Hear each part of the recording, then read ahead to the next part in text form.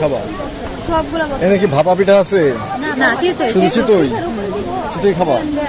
চিতই খাই। আমি আমি এগুলো খাইতাম না। হ্যাঁ খাইতাম না। না আমি এগুলো খাই।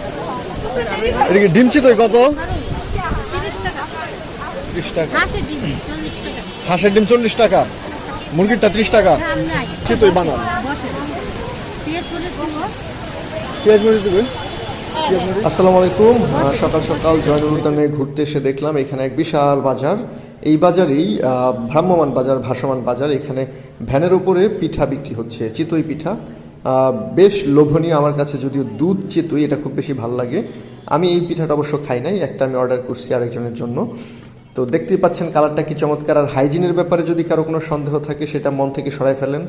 বেশ পরিপাটি, পরিষ্কার, পরিচ্ছন্ন এবং খুব চমৎকারভাবেই তারা পিঠাগুলো বানাচ্ছে এবং সবাইকে সার্ভ করছে এবং বেশ সুস্বাদু। আপনারা ভিডিওতে কালারটা নিশ্চয়ই দেখতে পাচ্ছেন যে কি